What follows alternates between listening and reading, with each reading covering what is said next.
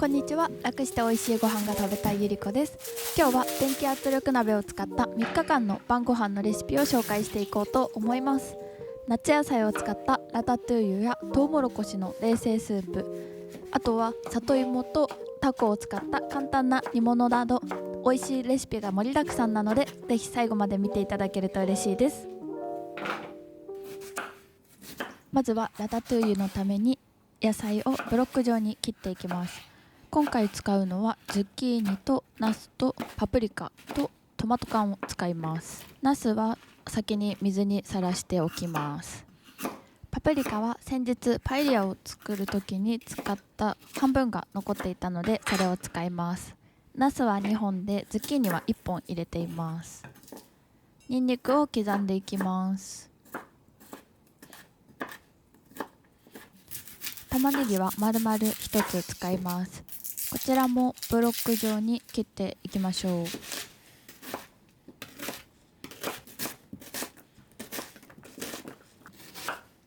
こちらの野菜たちは後で圧力にかけるので、ザクザク大きめに切ってしまって大丈夫です。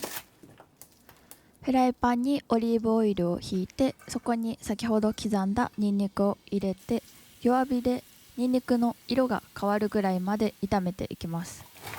そこに色が変わったら玉ねぎを追加。全体が馴染むように少し混ぜます。そしたら先ほど切った野菜たち、パプリカとズッキーニとナスを投入していきます。そしてまた軽く全体を混ぜます。そして最後にトマト缶とお塩とハーブを追加して全体を軽く混ぜます。そしたら圧力鍋の登場。今の具材をすべて入れて、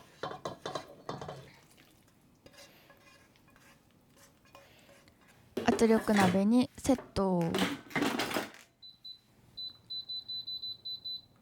圧力モードで3分でスタートです。トウモロコシの冷製スープを作ります。まずは玉ねぎを薄切りにしていきます。そしてフライパンにバターをひいて、先ほどの玉ねぎを炒めていきます。そしてトウモロコシの準備です。今回はちょっと冷凍していたトウモロコシを使ったので、レンジで解凍してから使っていますが、生のトウモロコシのままでもこのように削ぎ落としていって大丈夫です。すべて削ぎ落とすことができたら、先ほどの玉ねぎの炒めていたフライパンに追加していきます。この時にトッピング用につぶつぶのコーンを残したい場合は少量のコーンを残しておくといいと思います。映像では一気に牛乳までいってしまったんですけど、先に水とお塩を入れて少し煮込んでから牛乳を入れて、ブレンダーを使って攪拌させていきます。先ほどトッピング用に避けていたトウモロコシを焼いていきます。少し焦げ目がつくぐらいが個人的には好みです。先ほどのスープをざるでこしていきます。このトウモロコシのレシピはお店で白トウモロコシのスープっていうのを食べて、それがすっごい美味しくてお家でも作りたいと思って再現してみたんですけど、黄色いトウモロコシでもすっごい甘くて美味しいのでおすすめです。塩で味を整えて冷蔵庫で3時間以上冷やしていきます。ラタトゥイユが完成しました。お塩と胡椒で味を整えていきます。味見して美味しそうだったらタッパーに入れて冷やしていきます。ラタトゥイユって冷やしてる方が一般的なんですかね。冷やして食べたんですけど、あったかいままでも美味しかったです。副菜としてブロッコリーとオリーブの炒め物を作っていきます。このレシピもお店の再現レシピで、前菜で出てきたものが美味しくてお家でも作ってみました。茎も真ん中の部分は柔らかくて食べることができるので、硬いところだけ切って中は食べやすい大きさに切っていきます。お水で洗って茹でていきます。この時にちゃんとお塩を入れることを忘れないでください。そして黒オリーブを瓶から出しています。種がついているものだったので、全体を包丁を使って潰して種の部分を取り除いていきます。フライパンにオリーブオイルをひいて、ニンニクを炒めていきます。こちらも色が変わるまで炒めることができたら、ブロッコリーを投入。全体を混ぜ合わせていきます。そこに先ほどの種を取り除いたオリーブを入れて混ぜます。そして今回はアンチョビが買えなかったので、アンチョビポテトの粉みたいなものを使って味をつけていきます。本当はアンチョビの方がいいと思います。続いて鶏肉を焼いていきます。この鶏肉は塩コショウを振ったところにニンニクをすり込んでいます。皮がカリッとなるように焼くのがポイントです。それでは盛り付けていきましょう。まずはトウモロコシの冷製スープ、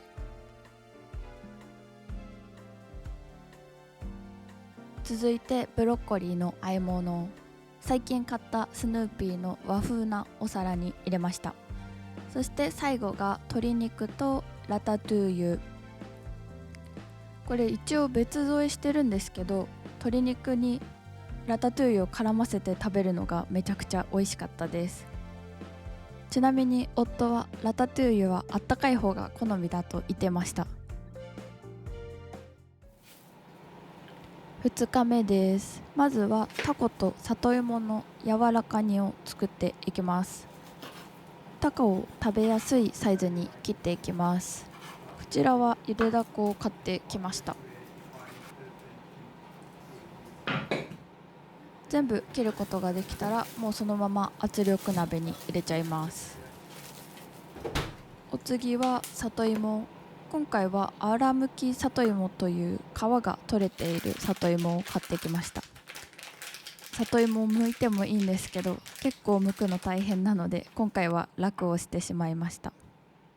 ちょっと皮が残ってるタイプだったので、その部分だけ取り除いて圧力鍋に入れていきます。そしたらもうここに調味料を入れていくだけです。生姜とめんつゆをお水で割ったものとお醤油、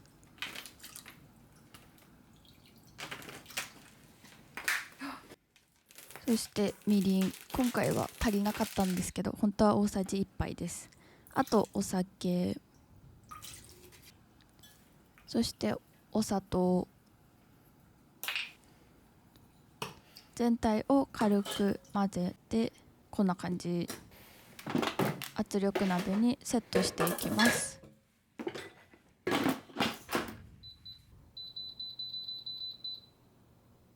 圧力モードで3分でスタートです。副菜のきゅうりとわかめの酢の物を作っていきます。まずはきゅうりを薄切りにしていきます。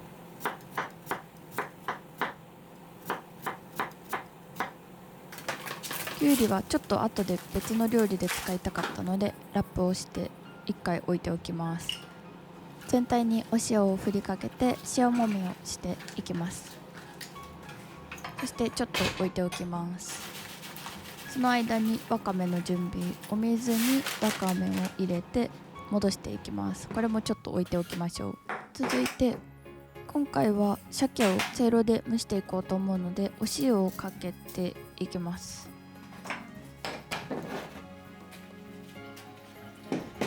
せいろの準備をしていきます。全体をお水で濡らした後にクッキングシートを引いて、そこにお野菜を乗せていくので、玉ねぎとえのきを切っていきます。玉ねぎは薄切りで半分使いました。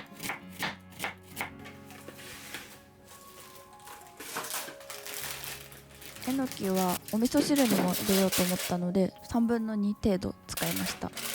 全体をほぐしながらせいろに並べていきます。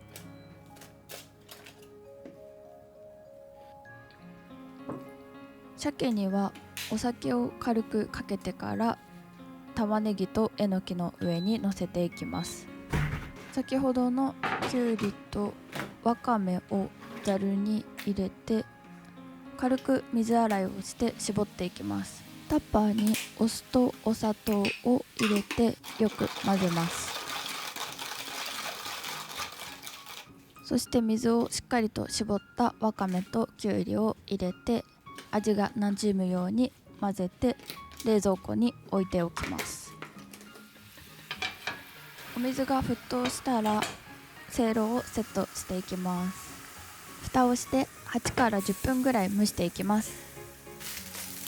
こちらが最後のメニュー。ちょうど使ったエビが残っていたので、まずはエビを剥いていきます。背わたの下処理などは事前に終えています。これを2分ほど茹でていきます。その間に里芋とタコの柔らか煮が完成しました。せいろも完成です。ここでお味噌汁を作ることを忘れてたことに気づき、えのきとネギとお豆腐のお味噌汁を作ります。ここでやっとエビの出番です。ライスペーパーにサニーレタスときゅうりとエビを乗せてくるくると巻いていきます。ちょっとライスペーパーが小さくて巻くのが大変だったんですけど、いい感じに巻けました。2つ目は1つ目の反省を生かしてエビを下にすることによってエビが外から見やすいように巻いてみたりしました。これを合計4つ作っていきます。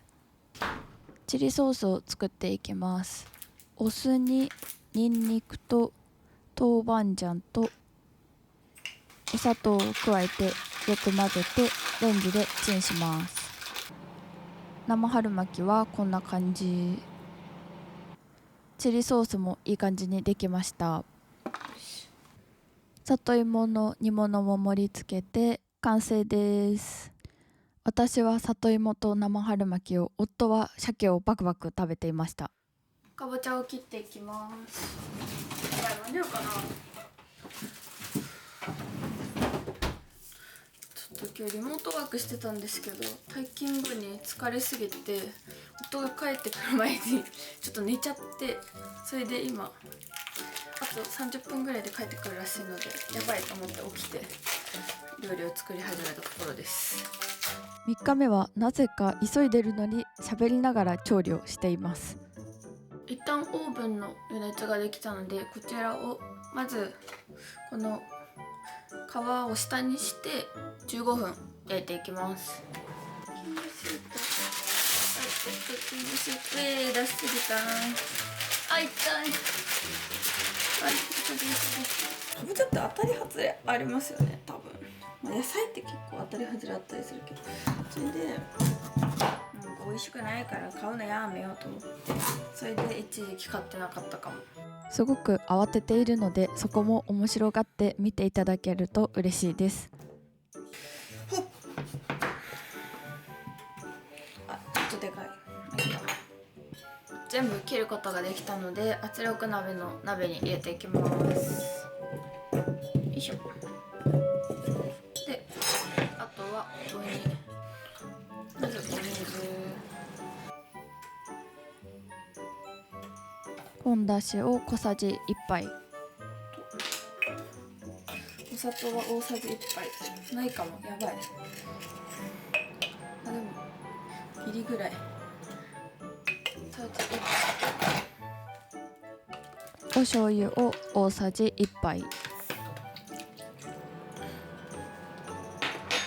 ばい、間に合わない。帰ってきちゃうぞ。よし。みりんを大さじ1杯入れて全体を軽く混ぜ合わせます。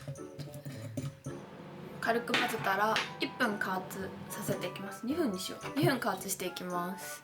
最後お味噌汁を作っていきます。今日は今日一汁三菜クリアしてる？白いご飯と、あとホッケとさっき作ってたかぼちゃの煮物と、あと昨日作っておいたほうれん草のごま和えとお味噌汁を作ります。無事一汁三菜をクリアしていたようです。毎日栄養バランスの整った食事を作るのって結構難しいですよね。今日のお味噌汁の具材は油揚げとえのき、どちらも冷凍していたものを使ってます。完成です。ちょっと使っている材料数が少ないのが気になりますが、かぼちゃの煮物とホッケ、そしてご飯にほうれん草のごま和えとお味噌汁です。